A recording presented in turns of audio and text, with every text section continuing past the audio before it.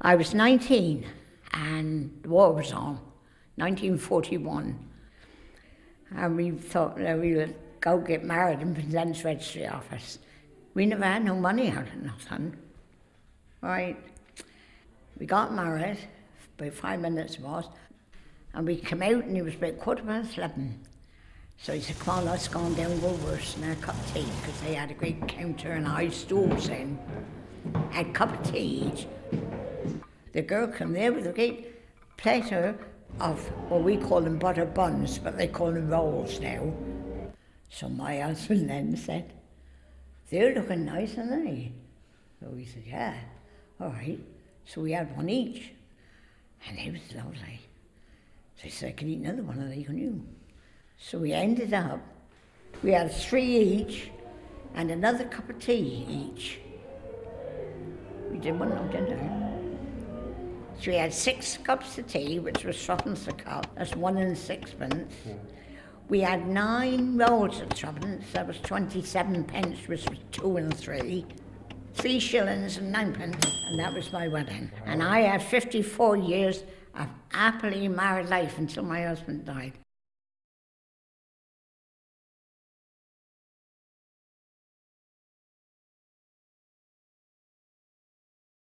In 1941, and 2 fighter planes came in from the bay. Well, I thought they was Hurricanes, but they was 2 Messerschmitts. And I waved, and he waggled his wings, and I didn't think nothing of it. They went over Carnsue and Long Causeway, back up to the top end of St Ives. I was told they machine gun a double bus there, double decker. They came back, I waved again, but they were so low that there's under the barrels of that guns. But they went up to Gwythian Lighthouse, went towards St Ives and bombed St Ives gasworks. But he waggled his wings.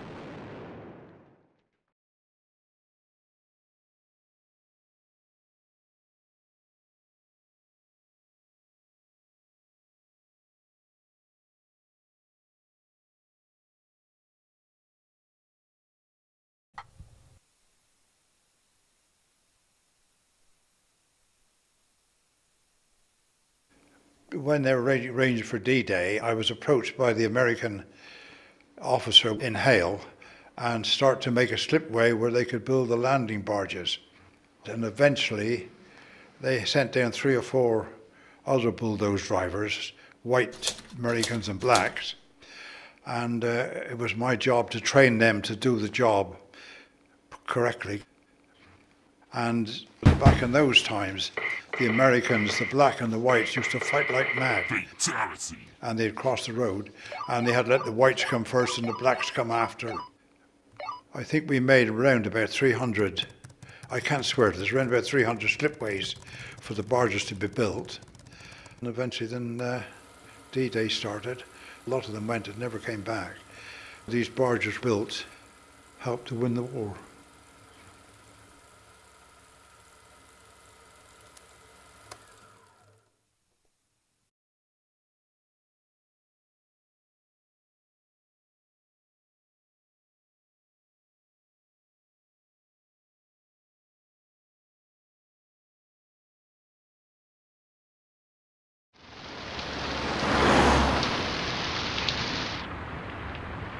And I get on with everybody.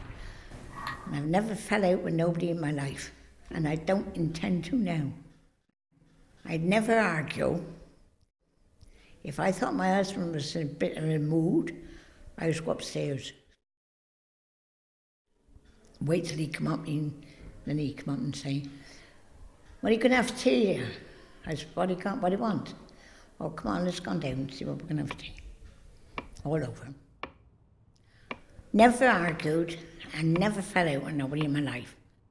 And I said, I'm damn sure I'm going to now.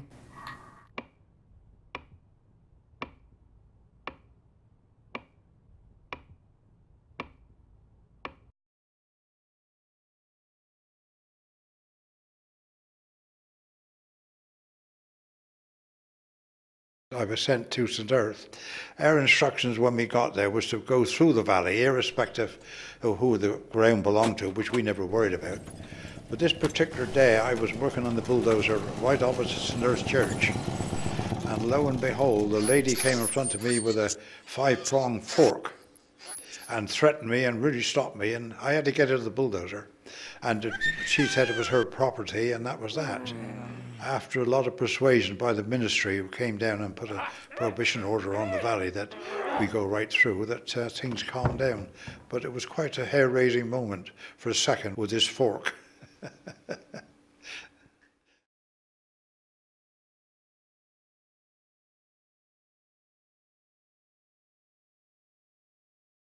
I've never had a holiday in my life.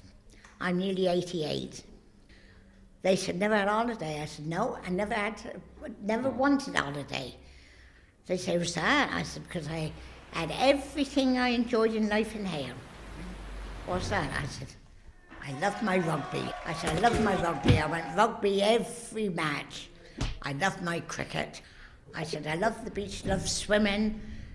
I love getting on the weir, dig bait, go fishing. There used to be a cockle bank, didn't it? That's right, yeah.